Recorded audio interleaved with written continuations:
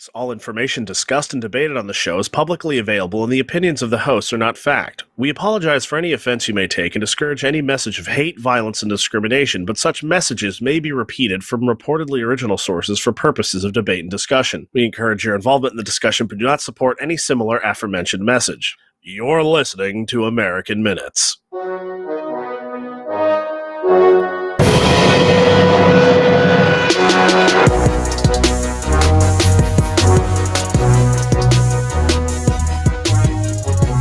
All right, Nash. Welcome back from your little vacation, because we are back live, ladies and gentlemen, LIVE on Twitch, YouTube, my personal Facebook at Will Tower Truck, as well as Twitter at USAMINPOD. That's my favorite handle we have. You get it's USAMINPOD. So, Nash, welcome back to Order of Living. How are you?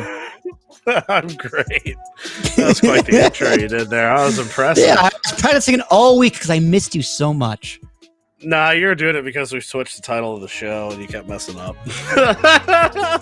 Yeah, there was a few things I kept messing up. Like, I know Audition isn't open because since I got disconnected like 15 minutes ago, I had to reconnect everything. So the recording's going to be a little bit off, but I can always pull it from YouTube, luckily, because that's the joy of being live. But Nash, this week, I liked Quick Bits last week so much, we're just going to do it all over again. We're going to keep it, baby. You want me to do it or do you want to do it? You can do it. I like you doing things. Just hop into it. What do you got? Alrighty. So first, in the batting order, I guess we got Biden is been rumored to begin construction on the wall. Quote, filling in the gaps were the words used on that article. Number two, the second little quick bit we got for you. Americans support the idea that for The Rock, Will Smith, Tom Hanks, Oprah, and others to run for office. That's good. AOC donated around $160,000 to corporate Democrats. We assumed she was on the side of the people. I'm not sure who, but somebody did at some point. Fourth runner-up, we got tension in Minneapolis as it pretty much hit the cusp of that tension as Dante Wright was recently killed by a police officer today, April 12th, I think. I think it was today. And it then was the last. I got the New York Times, notification on 2:00 this morning. So Eastern. Yeah, very early. And the last tidbit we got, if you've been listening to the show for a while now, this is some great news for you. Russia has moved troops to the Ukrainian border. So many troops that there haven't been this many since 2014. In 2018, the Ukraine, approved by Trump, began buying Javelin missiles from the United States. All right, so Nash, there's quite a bit to dig into here. So let's start with the wall.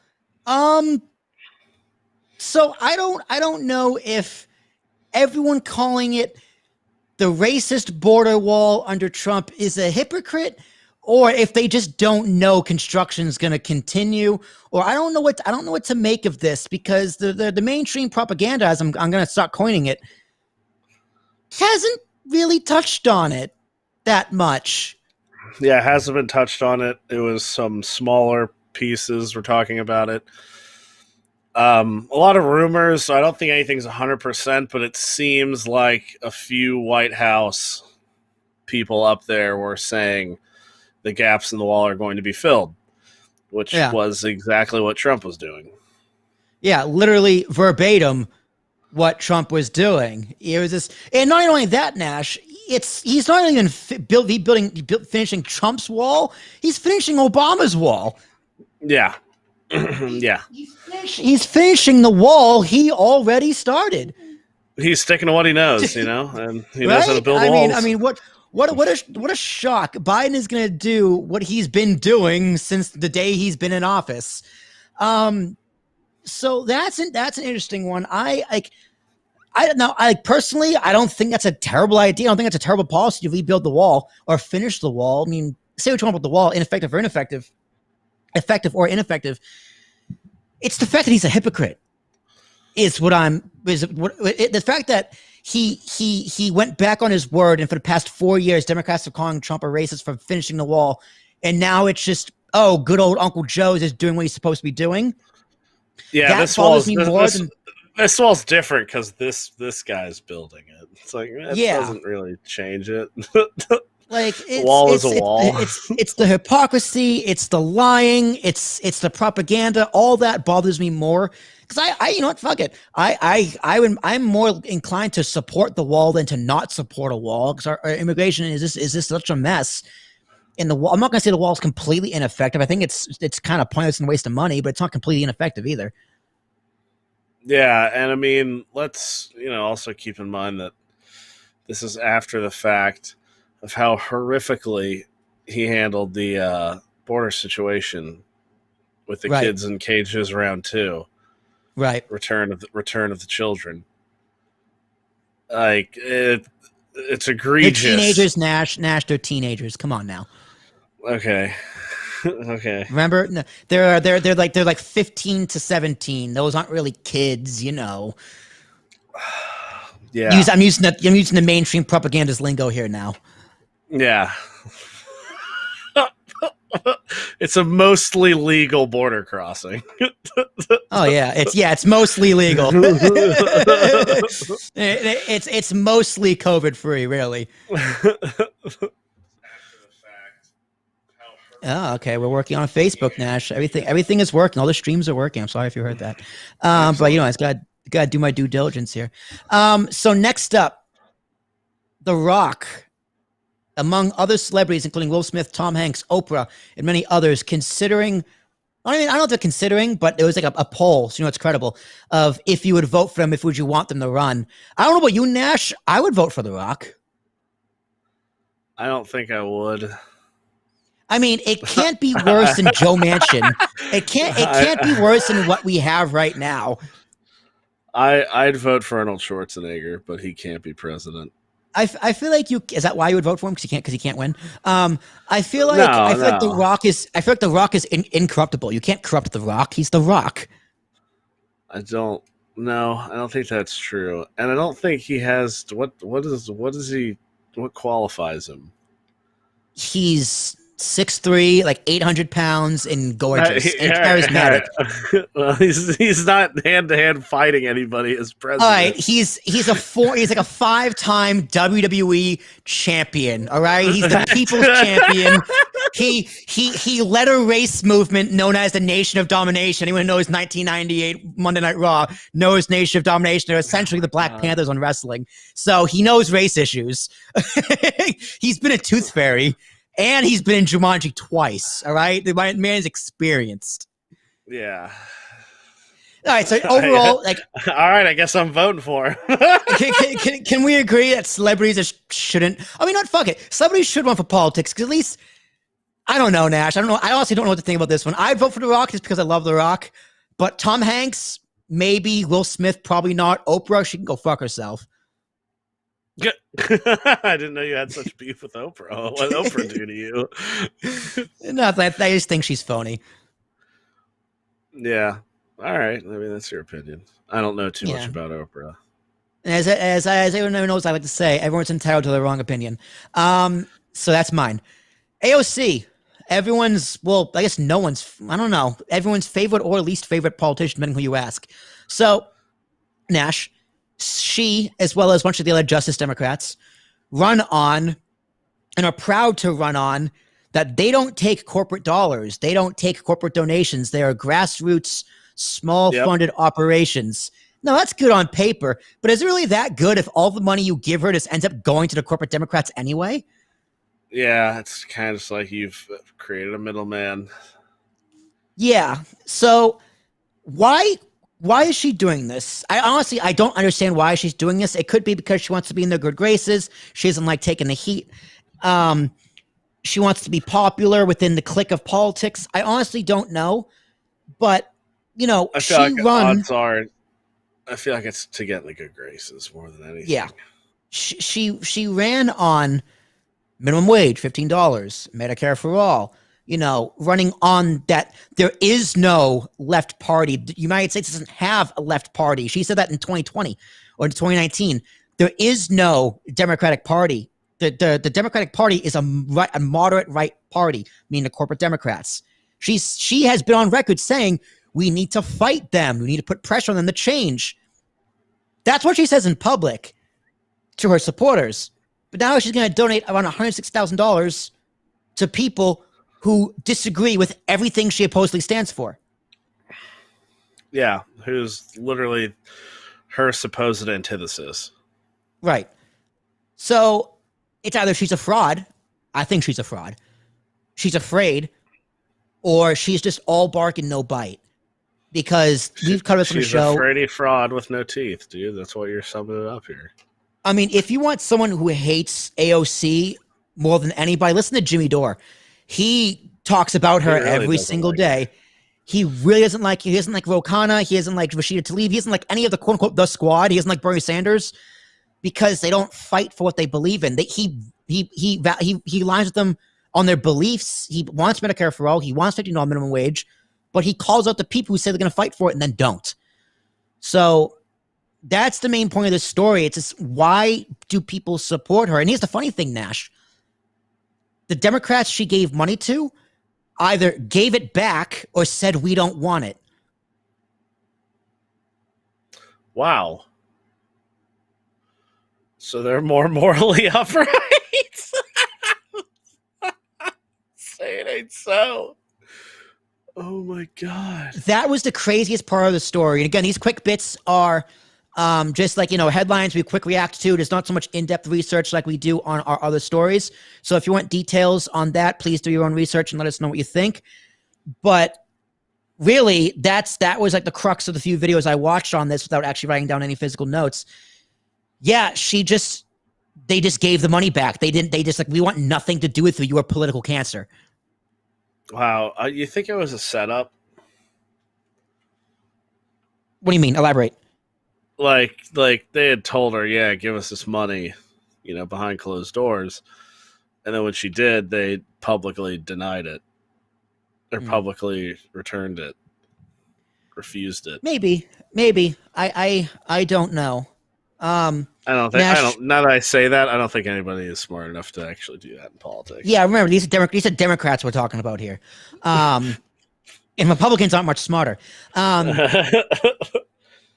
So Nash, you mentioned tension in Minneapolis. Let's shelf that for a little bit until we get to our final story covering the Derek Cauvin case. I just thought it was good to mention that there's already the trial hasn't come to a conclusion, and there's already a lot of unrest going on. So the trial has been going on for a few weeks, and we haven't touched upon it as much because it's still ongoing. Like, there's not much to really talk about yet because there's no verdict, there's no nothing. And now we are going to bring up the police chief who testified against Chauvin, which I thought that was worth discussing and an interesting talking point to bring up. So there's that. But Nash, you have Russia has moved troops to the Ukraine border Is this for the first time since 2014? No, there haven't been this many Russian troops on the Ukrainian border since 2014. I mean, remind me which president armed a bunch of Ukrainians? Ukrainians? The Ukrainian militia people? The Ukraine? What's the proper term for Ukraine? Okay, all right, sidebar. When is the term Saudis going to be offensive? We refer to Saudi Arabians as the Saudis? I thought it was offensive. But I saw it on public news said the Saudis. They say the Saudis a lot. So I guess what is the proper term for the Ukrainian people? The Ukrainians? What's the proper term? What are they, the Ukrainians? Well, I think they're Eastern European, and I guess I'm not sure what it is. I mean, you would 100% be proper by saying like the government of the Ukraine. Okay. But anyway, Nash, my point was... go for it. my point was, which president was arming them to fight the Russians? It was actually the Manchurian candidate of Russia, Donald Trump. What a catch! Yeah. What a catch-22 that is. And there's still Russiagating. Trump. There's still Russiagating. Yeah. And Jimmy Dore actually did like a 1-hour video of like all the funny headlines of Russiagating. I got 8 minutes in and I stopped watching it. It was just too much. But oh my God. Yeah, so Nash, why is this significant? Well, as I was saying earlier, pretty much Ukraine has been trying to become its own nation for a very long time. They pretty much have been, but Russia likes to do this thing when they just expand their borders illegally and then nobody does anything to them, and then they'll do sanctions for a little bit, if anything, and then they'll be like, okay, stop. Then the second the sanctions stop, they just do it even more aggressively. And yeah, it's kind of just like straight up, this is evil, I guess. It's like the best way to say it. They're trying to conquer free people that doesn't want to be part of that government. And yeah, the Ukraine has been Russia's bitch for a while, for a very long time. It's a very confusing history too, because it's sort of in the section. It's in the middle of a lot of crossroads. So the Ukraine has a lot of diversity just across the board, just because of how many types of people and ideas and stuff have flown through it. Yeah, I'm not gonna lie, Nash. If you gave me a map of Europe and said point out Ukraine, and you gave me 3 guesses, I might get it on the third. You might. I mean, it's next to Russia. Okay. That helps. It's near Russia. And I've played a lot of Risk in my day, so I'm gonna have to channel my inner Risk. And for some reason, I always loved getting the Ukraine. No idea why. It's just something as a kid I liked getting. That in Australia, I was one of those guys who hunkered down and put all their troops in Australia and then expanded outwards. Was a bold strategy. It never played off. I was so bad at Risk, Nash. Let me tell you, bad. But we're going to talk about our launching pad. Yeah, Australia be a launching pad, and then South America. That didn't work either. Apparently, you got to really just bum rush Europe and just go for it. It's apparently the best plan. But let's talk about diversity. Everyone's favorite subject. So later this year, United Airlines plans to open a pilot training school that will have a focus on diversity. Now, the key word there is training school. This to be clear, the most important words in that sentence are training school. According to a tweet from the company on Tuesday, the school plans to enroll 5,000 students over the next decade, with at least 50,000 of those students being women or people of color. The program has been met with condemnation by some conservatives, including Fox News host Tucker Carlson, surprise, surprise, who implied it would lead to increased plane crashes and deaths by going to school, where they're going to be trained at school to fly.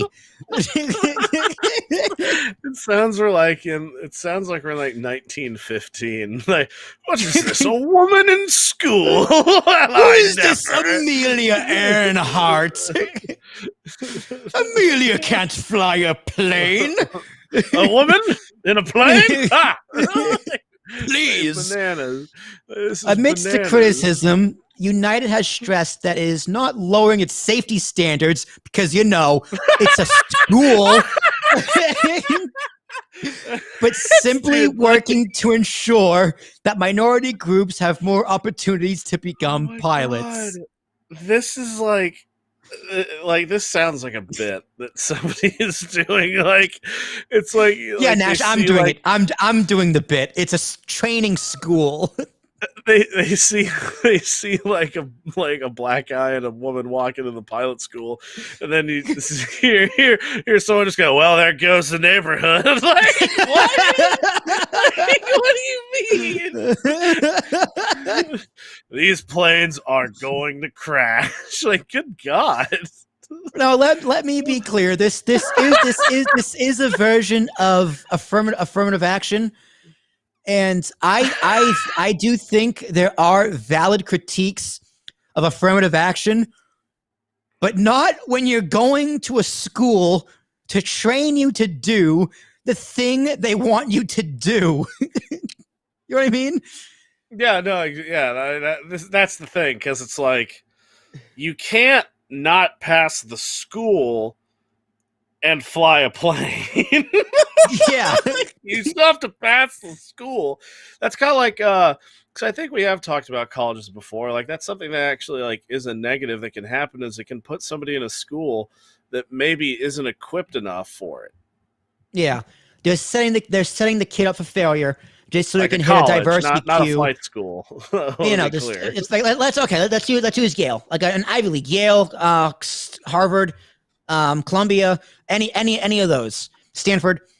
Um, they have a quota where they want a diversity quota where they want X amount of students to be diverse so they can hit their social branding points because they're big liberal institutions. Great. And they want to give underprivileged kids an opportunity to succeed and become super rich and successful. On paper, that's all sounds like a good thing.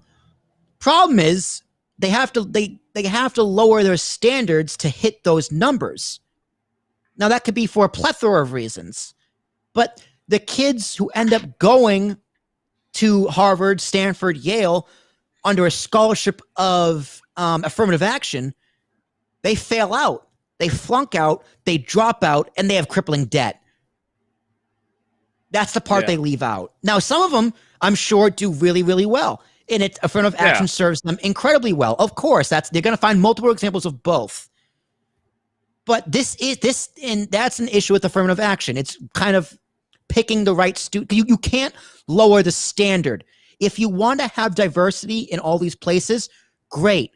You cannot lower the standard. This is an issue with seeing the U.S. military, Nash. I don't know if you know this, but the physical to pass to get into the Marines, military, Army, Navy SEALs, whatever, they have to lower the standards for women because none of them could pass. And same for transgender, if they identify as transgender men, women, or anything in between, non-binary, whatever.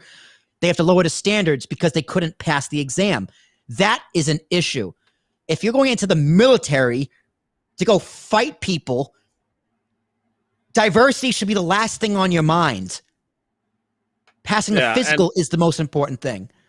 And for that sector especially, because it's like if somebody gets shot and you have to like carry them, you need to make sure that everybody that's over there fighting has the ability to carry somebody. Yeah. And so they have to lower a standard for somebody to get in. Well, if they just don't have the body mass or whatever to carry somebody that's that heavy, and that's clearly crippling. Yeah. That doesn't mean there isn't a place for them. It's just maybe that's something you have to like reanalyze that. Yeah. Also, one more point in the military. Joe Biden was mentioning this like a week or two ago. I forget who covered it, but it was just like Biden was at a podium announcing that the Air Force has these new like uniforms that can account for pregnant women. Now, Nash, I don't know if you know this, but there's two things at the top of my list that women shouldn't do while pregnant. Number one is be a professional wrestler, and number two is flying a fighter jet. Yeah, no, and you're pregnant, you're not supposed to fly. No, but the Air Force has these uniforms to accompany to accommodate for pregnant women. Like you're not even supposed to like just be changing altitude a lot. Yeah. So those are some of the problems with woke culture. When it comes to air school, the keyword there is school. This none of those things we just mentioned in the past 5 minutes apply to this. Unless it comes out that they're going to change the regimen and make it easier for these people, which I don't know how you could physically do, because nowadays the planes pretty much fly themselves. Well, and it's not a matter of because you're just operating machinery. You just have to have the know-how to do it. You don't have to there's no like physical exertion requirement. Yeah, that it's like you're studying. You're not like studying for a test either. It's just like, okay, you do this until you pass the class, and if you don't, you flunk out. So it's kind of like a school, but like if someone's going to flight school specifically, like unless they're recruiting minorities and women who don't want to be pilots, like that's where I think I can really see this kind of falls on its head. Where like if they're recruiting people who want to be pilots, I think they'll be just fine. People who like don't pass a psych test like that, right? Like, but they said they're not going to lower that standard. So The neighborhood is Yeah, fine. I have to take them at their word. So our flight deck. This is from United. Quote: Our flight deck should reflect a diverse group of people on board our planes, and every day, the company said Tuesday in a Twitter statement announcing the news. Quote: That's why we plan for 50% of the 5,000 pilots we train in the next decade. Again, keyword there's train, people. TRAIN. Train. Well, the next decade will be a win with people of color. According to the data from U.S. Bureau of Labor Statistics, about 94% of pilots and flight engineers are white. That data also indicates about as many are men. United South that said only about 7% of its pilots are women and only 13% aren't white. With those stats in mind, United said it's working with 3 historically black colleges and universities to help drive recruitment. Now, here's an issue I have. And maybe they're not. Maybe this is just me reading into it. But okay, no, here, before you go, I just want to say you're racist. All right, you can continue.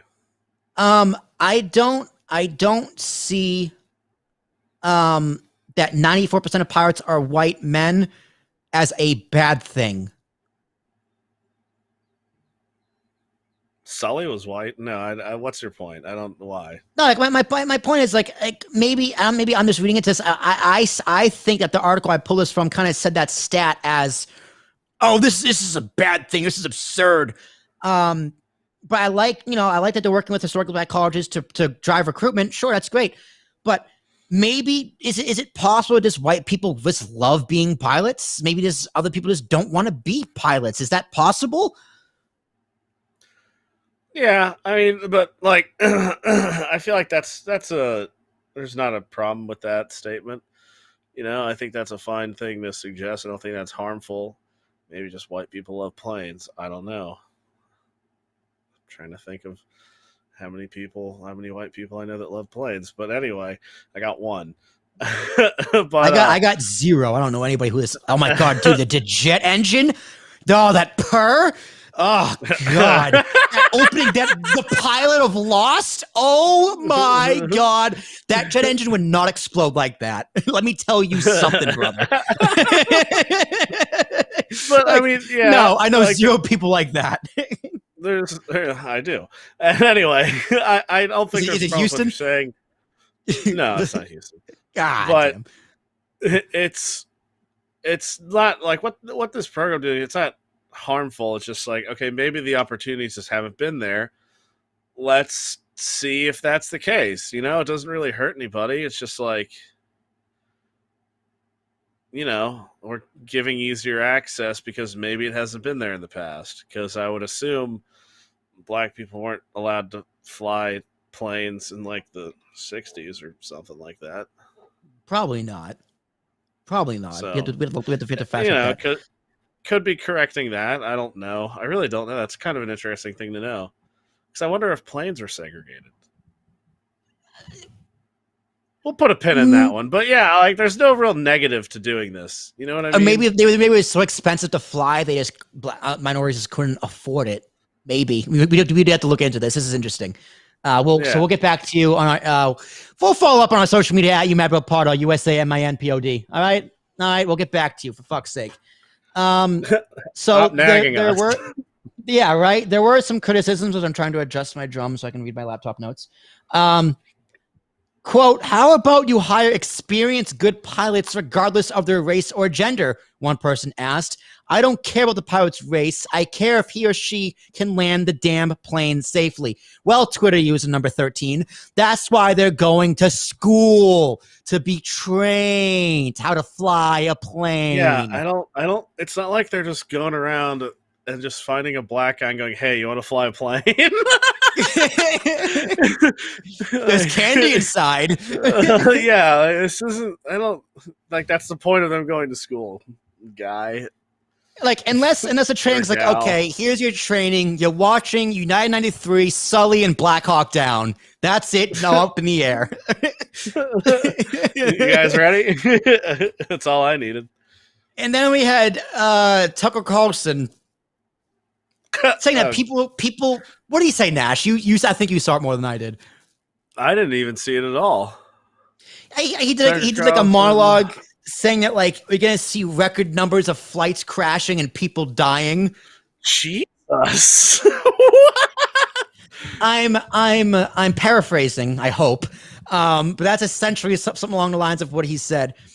And people on Twitter was like, at Tucker Carlson missed the point again. United is training pilots to a level of safety that all other pilots. The standard isn't dropping. The opportunity for underserved segments of the population is increasing, which, great. Fine. I have zero issue with a private company saying, hey, we want to make an initiative to train more people in this job because let's be honest, awful lot of honkies in here. A lot of crackers in the cockpit. Right. Oh, that doesn't sound good at all. So yeah, that's the story. You know, people again blowing a non-story completely out of proportion. So out of proportion, we just spent 15 American minutes talking about it. Roll credits, by the way. Thank you, ladies and gentlemen. We'll be back next week as long as. But anyway. No, we're not. Get excited. I said the show title. Yeah, it's ridiculous. This story is ridiculous. People are overreacting for no reason, and they're getting schooled for it, like the pilots, because they're going to school. If they want to, that is. They want to, that is. I can't believe they should have watched Top Gun. Well, I wish someone who has texted me about their dad living planes. Would you put that in the comments so we can get a boost on YouTube? But thanks. Next, we're going to talk about Intel's speech filter. Nash, I just need to see what you think of this, because you and I have spent many a days in our youth in Call of Duty lobbies, if you will, for lack of a better word, and how much vulgarity was spewed in that crowd. A lot. There's a lot. Well, yeah. Well, don't worry, Nash. But a lot. No, obviously we can't repeat it. But that was part of the fun. Honestly, it was part of the fun. Nowadays, you go into a Call of Duty lobby, most people are just like in Discord or in their private chat, so it's not really like, I feel like online gaming isn't necessarily as public as it was. I haven't really played an online game like in a chat without my friends in a long, long time, so I could be out of touch. But I feel like most people nowadays, when they game, they're with a Discord and their friends or a Steam chat or whatever they want to do. Or they're live on Twitch, like we are at American Minutes Podcast. But Intel will launch its AI-based toxic voice chat filtering bleep software later this year. So, Nash, what do you think of this before we go into details? Right off the bat, if they mandate it, if you have to have it, no, I'm totally against it. No, it's not mandated. That's the thing. It's not mandated at all. That's what worries me if they do mandate. Because I'm not just saying like they like have the option to turn it off. I'm saying if they force it to be on somewhere on their device, no. Well, totally Nash, if this bleep filter is successful and it's popular, you better damn believe that's what's coming. Yeah, and that's what's scary. That's what worries me, is we've already got a censorship to an illegal level. And here's why, Nash. The term slippery slope gets tossed around a lot. Well, it's slippery, so once you start it. It's slipping left and right, up and down on 180 all over the place. I fell off my tube and sliding on the water slide on my bare ass. So that's what's going on this slope. Yeah. We are already halfway down this slope. I don't know why I'm not in a bathing suit on this water slide, but I'm not. I'm skinny dipping. Who let you to the top without a bathing suit? But yeah, we're halfway down this slippery slope. Like, this would never have been a thing 5 years ago. You don't get to a program like Bleep if we weren't censor crazy already. So this is what you get when 5 years ago they were saying it's a slippery slope. We're halfway down. We're in a free fall now. This is us down the slope. Now, for right now, the hardware marker has created a piece of software called Bleep, which uses machine learning to filter out unsavory language over voice chat. Bleep will be optional, of course. Thanks, TechSpot. Now I'm glad TechSpot had to say, of course.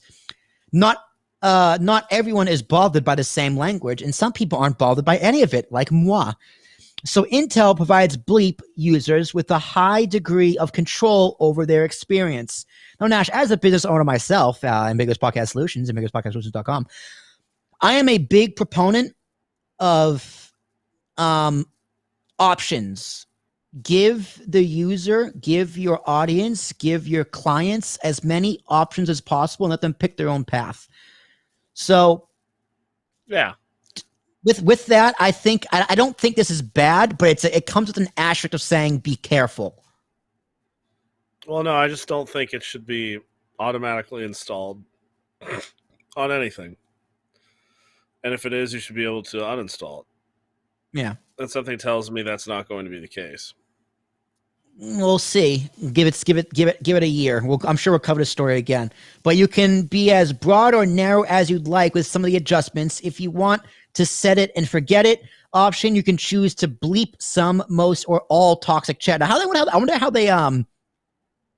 they like filter it out, right? Because alternatively, you can block out different categories of hateful and abusive speech, such as ableism, body shaming, LGBTQ hate, misogyny, name calling, racism, white nationalism, and even the N-word. So, Nash, sorry, but nipples is going to be bleeped out. That is the N-word they're referring to. The word is nipples. I thought it was navel. Nipples, Nash. It is big, juicy, beefy nipples. Oh, no more nipples, boys and girls. As for the border controls, depending on your preferences, you can tell to bleep to block out none, some, most, or all the language, except for the N-word, which is a binary choice of on and off switch, which obviously I want to hear the N-word sometimes. Wait. Yeah, that's my question to you, Nash. How do you, what's the difference between some and most?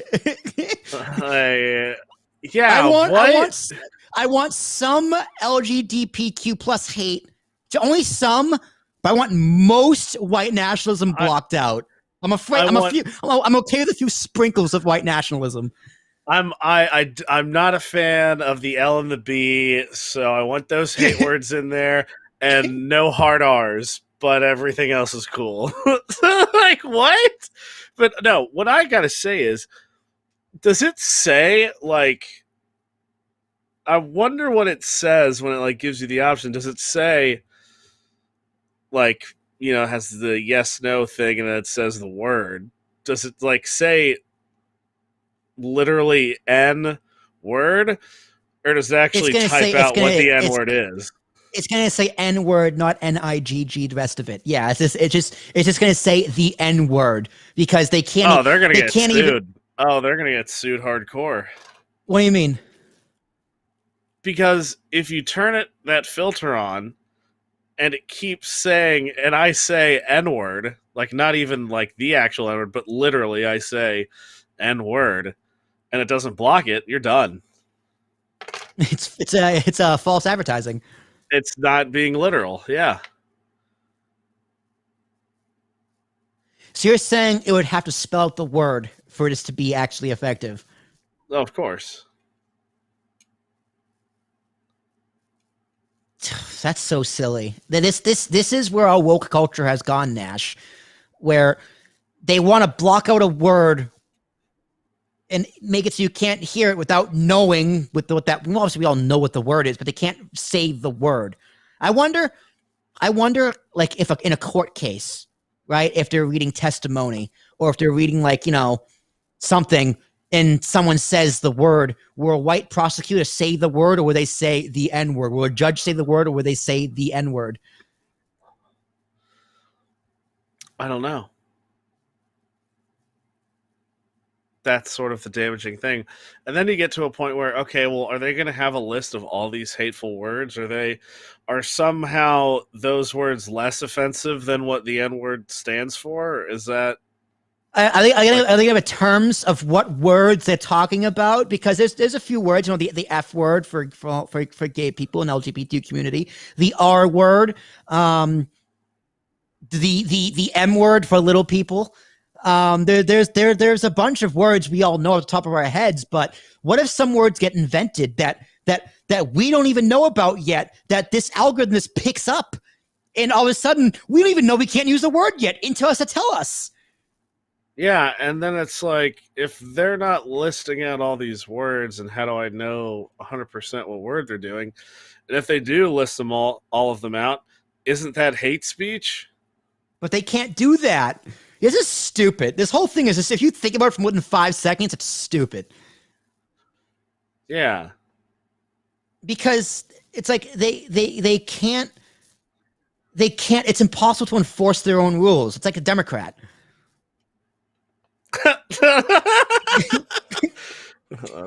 It does appear to be a somewhat liberal policy. They, What about expressions of religion? Because you could very easily make an argument that those are more important than any of these other words. Yeah, like is it saying gonna, the Lord's name in vain? Saying, is it gonna block out a black person saying the N-word, because they're allowed to say it? And how will they feel about that? Yeah, like, I get it from like it makes sense to be like, for us, like, if we wanted to use it for the company, that would make sense. We don't want people saying these words. We don't, so we just put it on, block all the really bad ones. Let them fly, so it's technically like G-rated or whatever. Yeah, for the record, I'm not that gonna makes do that. sense. Yeah, no, I wouldn't. I don't think I would either, unless somebody like asked for that. But in other circumstances, like, no, an individual should not really have that. Maybe kids, I guess. Yeah, If like a child control. But again, I wouldn't want that on it from the start. I'd want that to be something you can add yourself if you want it. well, Nash, I also wonder too, will this filter be used on all games? Because what if a game is rated M for mature? Yeah, or where part of the rating MA. is language, or MA. Right now, if you want this for an E10 plus game, yeah, sure. Think of the children. T for teen, sure. Think of the children. But M, it's for adults. Adults can't handle bad words now. No, they can't. No, because their ears can't handle it. They're gonna cry themselves to sleep at night because they heard a word. It's all right, Nash. Now they have a filter. They have a snowflake filter. They should just call this app Snowflake, so no one would download it. and admit, by turning this on, I acknowledge that I am a snowflake and a massive pussy. Oh my god! Hey, that's blocked. That's blocked. Yeah, wait, what? Massive or snowflake? Honestly, probably snowflake would probably be blocked. Right? Like, too, how about Karen? Will Karen be beeped out? Because people are saying Karen's an offensive term. What about Fredo for Italians? Will Cuomo go and be like, "Hey, Gabagool, why isn't Fredo beeped out? Where's my Fredo filter?" Will Cracker be banned?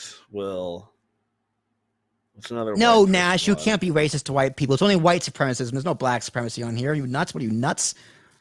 It's just like, they only have white nationalism blocked out.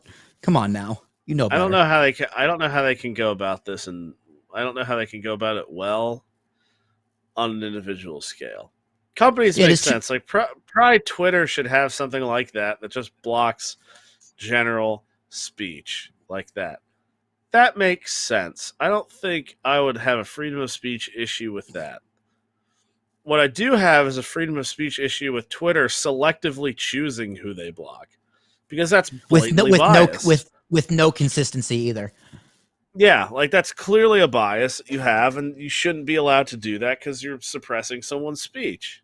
And naturally, you can be like, well, there's millions of users. It's impossible to actually do it consistently. Exactly. Which is why it shouldn't exist. No, it's not impossible. You can just block those characters. Doing it for years. You can I'm saying set very base guidelines. how they currently do it, right? Like some content is allowed up or others isn't. You see this, how is this allowed, Yeah, but this isn't? But in like, okay, like how much video of YouTube is uploaded per day? It's like literally millions of hours, if not more. How can you filter through that accurately and consistently? You kind of can't. So with that being yeah, said, you shouldn't do it to begin with then, because you can't do it. You can't follow yeah. your own rules. Where have I heard that before?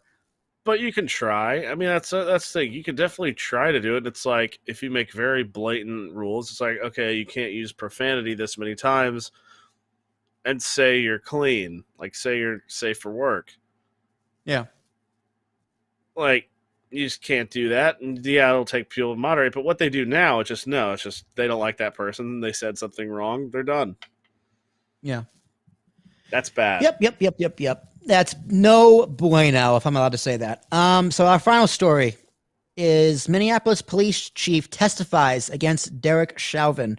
Chauvin, asshole, whatever you want to call him. This was an interesting story. A police chief testifying against one of his own in a major crime, in a major case like this. So in a highly unusual move, Minneapolis police chief Madeira Arredondo. I'm sorry, Chief. I'm sorry. I'm just gonna call you Chief. Police Chief Arredondo on Monday testified against former officer Derek Chauvin, who faces murder and manslaughter charges in the death of George Floyd. In his testimony, that the chief said that Chauvin violated a number of the departmental policies when he kneeled on Floyd's neck, including rules of reasonable force, neck restraints, and nonviolent de-escalation and rendering aid. Arredondo is now the highest-ranking public safety official to testify in the trial. It is rare for a police chief to take witness stand against a fellow officer. Experts said his testimony underscores the difficulty Chauvin's defense will have in persuading the jury did his job before, during, and after he kneeled on Floyd's neck. So, Nash, have you been following this trial closely at all? I've been kind of in and out, to be honest. A little bit, yeah, because it's like it's during the day, so Yeah. it's hard to like pop on a trial and do things.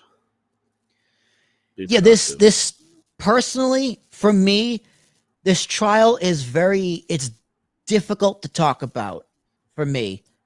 This is a tough one because obviously I think that former officer is a piece of shit and needs to be punished. But when you hear the defense and the points they make, some of them are valid, some of them might not be. That's just a matter of an opinion.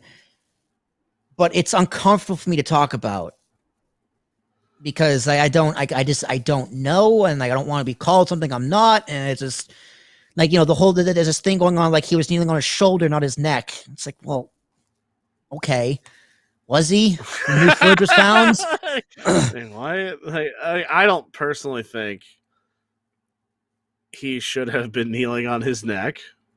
I don't think he should have been kneeling on him at all. Or kneeling on his like upper torso. Like I feel like kneeling on a guy, maybe sometimes you just have to because of the situation, but again, it just didn't seem like that to me. And that's about all I feel like I can say in certainty. So the chief wanted to say, quote, "This was murder. It wasn't a lack of training." He took swift action, unquote, and fired 4 officers involved in the incident a day after Floyd's death. So that's something he said around last year. The officers knew what was happening. One intentionally caused it, and the others failed to prevent it. That's what he said. That's what he said last year, the police chief. The most important part of the testimony came in Arredondo's remarks on defensive tactics and reasonable force. When shown a picture of Chauvin using the neck restraint on Floyd and asked prosecutors if that was part of the department's training, the chief said it was not. Quote, "A conscious neck restraint by policy mentions light to moderate pressure. When I look at the picture, when I look at the facial expression of Mr. Floyd, that does not appear in any way, shape, or form that is light to moderate pressure. I absolutely agree that this violates our policy," he went on to say. The chief said Mr. Chauvin's actions might have been reasonable in the first few seconds, to get Mr. Floyd, quote, under control. But he said, quote, once Mr. Floyd had stopped resisting, and certainly once was in distress in trying to verbalize that, then he should have stopped. Which to me is the most powerful statement there. Like, listen, by all policies, yes, to restrain someone, it looks like a pretty effective way to restrain someone. But as soon as they're restrained, you back the fuck off and you put them in the truck. Now, there was other video footage previously to restraining him. George Floyd was in a truck. He was in the police truck, the van, but he was resisting arrest. He was kicking the officers, trying to get out. He also had 3.5 times the lethal dose of fentanyl in his system. Jesus. Yeah, that's a detail that they're sporadically using and leaving out sometimes purposefully. So he should have overdosed. So the point of this trial is what killed him more, the drugs in his system or the kneeling on the neck, in which I say both. Why can't it be both? Well, yeah, because no, I think what the issue here is it gets to a very blurred line of, did the cops react the way they did because of how he was reacting because he was, on drugs? Mm-hmm. I think that's probably, I would assume that's kind of what the distinctions being made are. And personally, I think that's a fair argument for the first few seconds. Then after that, it's just like, what are you doing? This guy's unconscious. He says he can't breathe. Get him. He was saying he couldn't breathe in the truck. Yes, I get it. There was a crowd. I get it. The police officers felt his life was in distress, which it wasn't. But, I can't get inside psyche of your cop. I get it. But all of that is not a valid excuse to be leaning on this guy, neck, shoulder, back, chest, whatever, for 9.5 minutes. It got up to 9.5 minutes now. So it's hard. It's tough. But it's worth mentioning because in previous trials like this, you wouldn't see the police, let alone the chief of police, testify against one of their own. Yeah. And I think that's a step in the right direction in terms of how to handle these issues. That big blue wall has a crack in it. I think that's a good thing. Now, I'm not saying, to be clear, I'm not saying that this police chief deserves a medal. He doesn't deserve any more praise than what he's getting, because he literally did the bare minimum in what he was supposed to do as a cop and as a man and as a citizen, as a public servant. He's doing his job by testifying. Do not give him any more credit than he deserves. Yeah, and obviously, like I said earlier, I haven't seen everything, but to me, it's like hearing him testify and being asked, was it lack of training or was it just him doing it? It's kind of like he almost has to say it was him doing it, because if he says it was a lack of training, then he throws himself under the bus. And the whole department too. Yeah, exactly. So it's like, I'm not sure. They may have gone over their training, and that's accurate. I don't know. I believe they went through the manual, and they cited a few sections. I would need to go back and watch, but I'm pretty sure that they did cite specifics. It's not just in your opinion. Like, well, how has this happened? Did they know? Okay, here's the manual. What is this? What is the policy? Let's list it out on paper, because that's where it's written. Here's evidence. He goes on to say, Arlines also noted that in order for the force to be considered reasonable, it had to be applied throughout the entire encounter, and a number of factors need to be taken into account, including the threat to the officer and others. Quote, there's an initial reasonableness in trying to just get him under control in the first few seconds, he said. Quote, but once there was no longer any resistance, and clearly, when Mr. Floyd was no longer responsive and even motionless, they came to apply that level of force to a person proned out, handcuffed behind their back, that in no way, shape, or form is anything that is by policy. It is not part of our training, and it is certainly not part of our ethics and our values. Now, they had someone on also, I don't know if I put it in the notes, but someone else who does the actual training, they had her on as well, and they were like, no, this is not our training. And they had visuals and guides to see how they should do it. All right, so yeah, he messed up. He killed him. Clearly. Yeah, he is He is responsible for his death. Now, how much you want to say he's responsible, I think that's up for debate. But to say he is 0% responsible for his death, I think you have your head in the sand and you're a moron. Now, to also say that the drugs in his system, the fentanyl in his system had zero impact, I also think to say it's zero, I think you have your head in the sand and you are a moron. I think the debate here is which killed him more. And that goes to the coroners, which I believe they also testified. So let's skip down to that part of notes where we talk about the impact it is on the trial. Testifying early on Monday, last Monday, as the second week of the closely watched trial began, was Dr. Bradford T. Wankheed?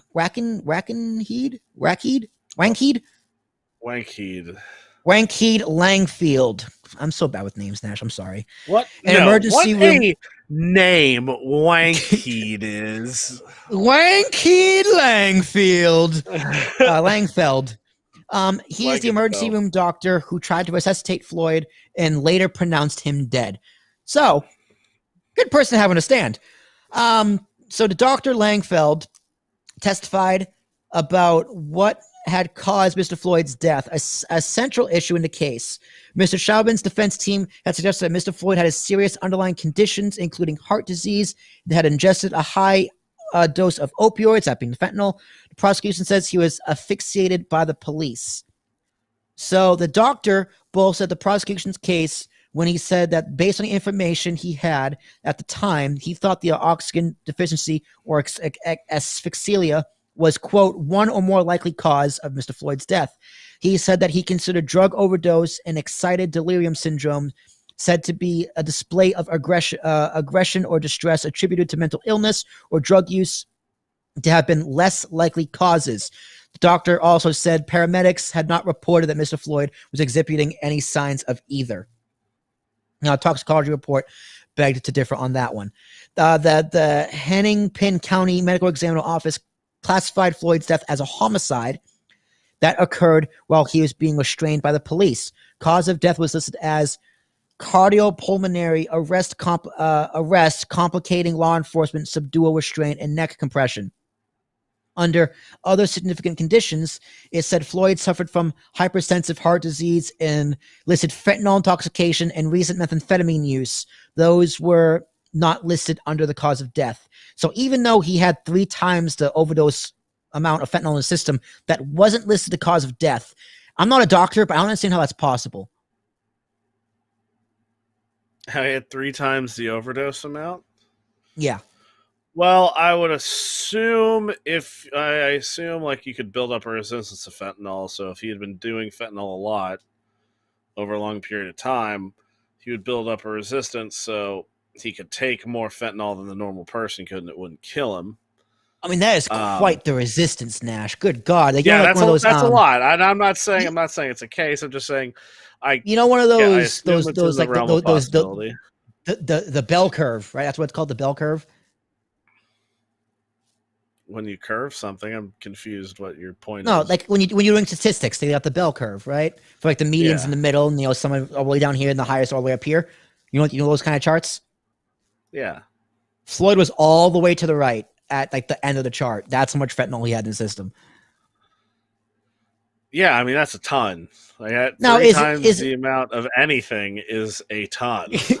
Now, I also understand maybe fentanyl lasts in your system for a few days, if not mere hours. I don't know, but I do know fentanyl is an incredibly deadly drug. A lot of cocaine and heroin get cut with fentanyl. In fact, I won't name names, but since I graduated high school in 2013, and since then, I believe 7 or 8 people in my hometown that I graduated high school with, either in my class or below me, have overdosed and died because they had fentanyl in their drugs, either heroin or cocaine. So, Jesus. So 3 times the amount of fentanyl, that seems like that would kill you rather quickly. Unless, again, I'm not a doctor. I don't understand how long fentanyl can stay in the system. If he was taking it over the course of, say fentanyl stays in the system for like 2 weeks, right? And he was taking it over the course of days. and that's how much was built up, and he was still walking around like he was like alive. Maybe. Again, we would need to talk to a doctor. But to say that drug use had no cause to his death, personally, I think that's just preposterous. And When I mean, what had he been? Was he on meth, or are they saying like he did meth like 2 days ago or something? he had methamphetamine and fentanyl in his system.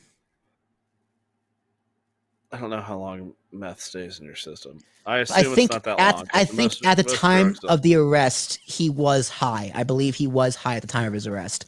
If you watch the video, those are uppers and downers. Yeah, that's balancing uppers and downers. That's not. That makes you crazy. And let's also be honest. I mean, George Floyd, again, I'm going to preface this. What I'm about to say does not mean he deserved what happened to him. Okay? Got that out of the way. What he did in his past, now he did have a record of drug use, of, I believe, dealing. He had some sort of criminal record. So he wasn't unfamiliar with drugs. So it's not surprising that he had drugs in his system, and that's something that could lead to his death. You know, most drug users die via the drugs. Yeah. That's just so much fentanyl. Yeah, it's a lot of fentanyl. Police were called to Cup Foods, a convenience store, on May 25th after a cashier suspected that Floyd had used a fake $20 bill to buy cigarettes. So that's how all this started. He used a fake. He was high, allegedly, maybe. And used a fake $20 bill to buy cigarettes. I mean, he definitely had a ton of fentanyl in him. I don't know if he did meth or whatever, how recently. I just don't know that. But having that much fentanyl? But here was his crime, Nash. His crime that he committed was using a fake $20 bill to buy cigarettes. And according to Arredondo, the police chief, he said that the offense Floyd was alleged to have committed would not typically result in someone being taken into custody. Arrests, he said, are typically reserved for violent crimes. The statement called into question the officer's use of force. Police body camera video played in court last week showed that Lane, one of the officers, initially approached Floyd with his gun drawn.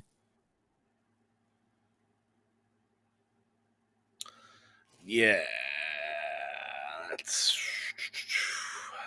now maybe not a good look, but maybe I didn't see the video, but maybe, he looked like he was high on drugs and he felt endangered, but still, even so, you probably shouldn't draw your gun on someone. Just a first impression, fun fact here, probably not the best thing if you have a gun drawn. Not going to be a good first impression. Well, I mean, if this guy's got a record of selling drugs, I feel like... To be clear, I do not know if he had a record of selling drugs. Oh, I thought you said he did. I do not know if he did. He's like he might have. He has a rap sheet. He had a record. Okay, well, I assume, that for me that could go either way, because if he knows this guy's record, and his record includes something like that, he might, if he had been arrested for hitting somebody while he was methed up.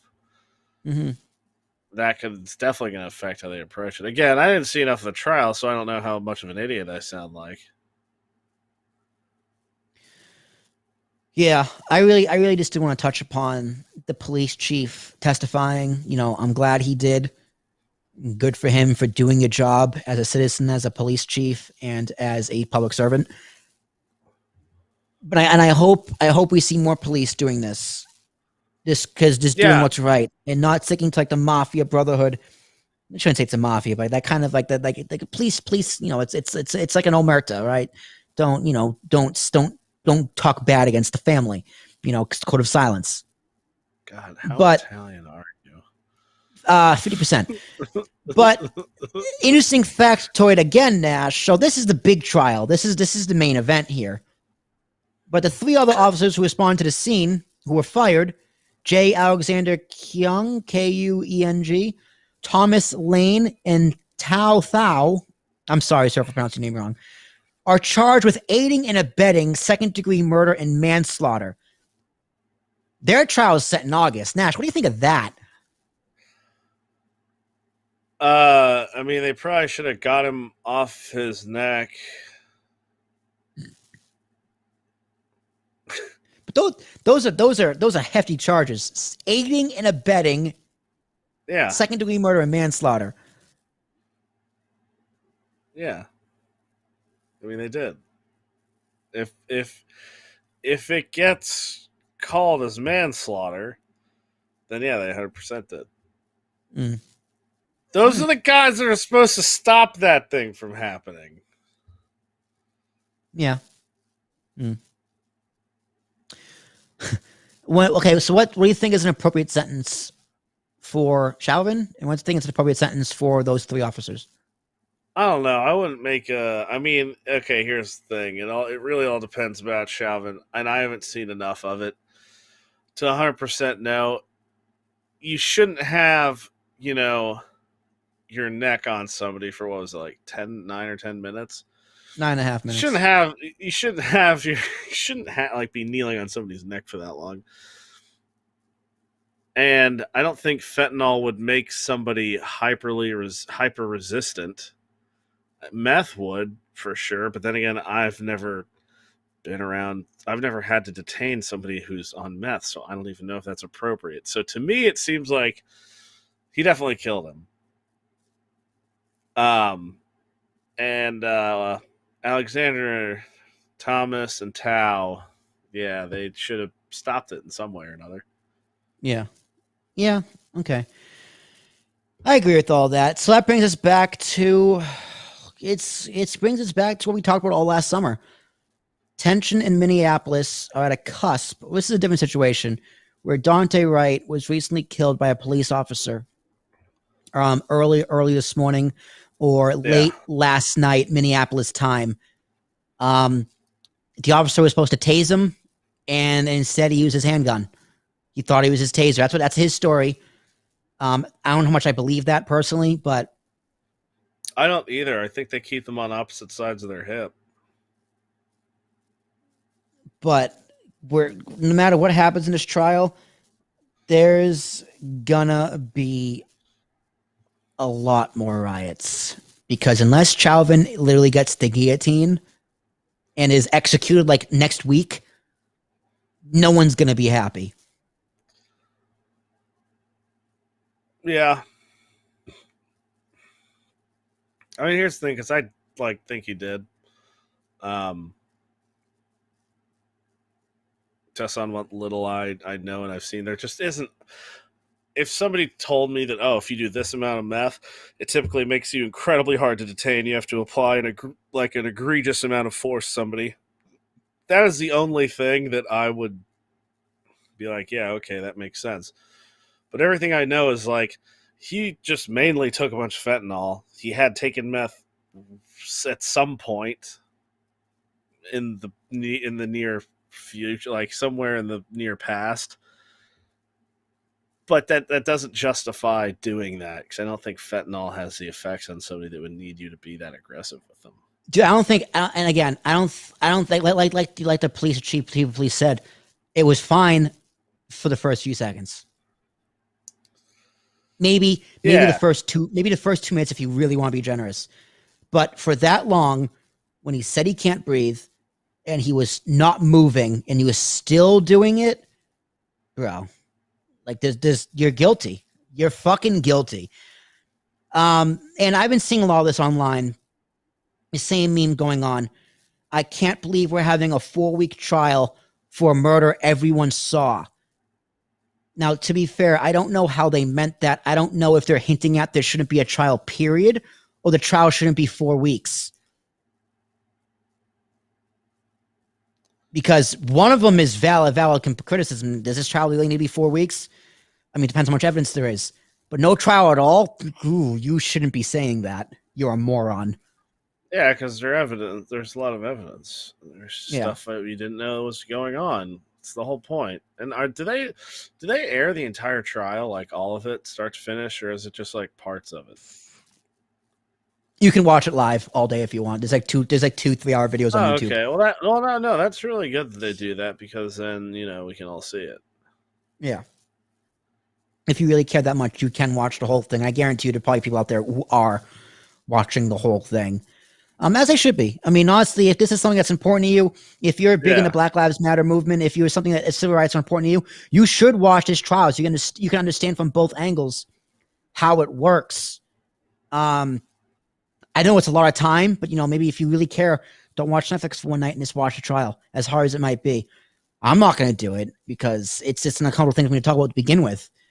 But we'll have to wait and see what happens. I'm sure once the verdict comes down, we'll talk about it again. But until then, Nash, I think that's a good place to cut off, unless you have any final thoughts. No, I feel like I should just say that, there is an amount you have to keep of innocent before guilty for anybody. Mm-hmm. It makes it incredibly hard now because literally everybody here has seen that video. But still, that's for every person, no matter who you are. You should maintain that for watching trials, just because if you get put into a position where you're in court, you would 100% want that for yourself, whether you did it or not. Mm-hmm. And you have to go through the evidence. You have to, because the court of public opinion isn't this. It's not the courts. The court of public opinion. Yeah, he's guilty yesterday. He's guilty a year ago. He's guilty. He's guilty. But you got to go through the process. You got to go through the system to see, okay, how guilty is he? Because you got to go through all the factors one by one and go, okay, how guilty is he? That's what this trial is for me. How guilty is he? Yeah, I mean, and what's an appropriate punishment for it? What if it got revealed that this was the same cop that took him in every single time? That would probably change the case. There'd probably be a lot of bias thrown in there now. Yeah, if he had a history with him. Yeah, exactly. Like, it's those types of things that you're not going to get from a video. You're not even going to get from being there. That's why they have, court. Courts are important, Nash. That's why. All right, but ladies and gentlemen, you've been listening to you, Matt. God damn it. You've been listening to... I'm tired, big guy. I'm tired. You've been listening to the American Minutes podcast. We have been live on YouTube at American Minutes, Twitch at American Minutes, my personal Facebook at Will Tarashuk, and Twitter at USAMINPOD.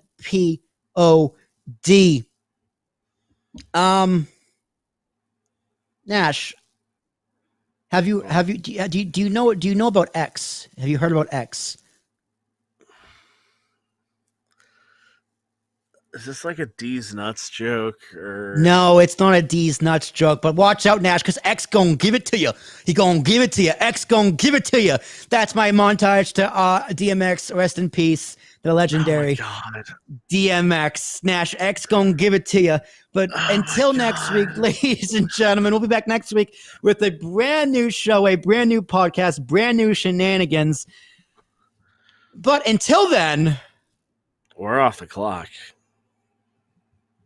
Damn straight we are.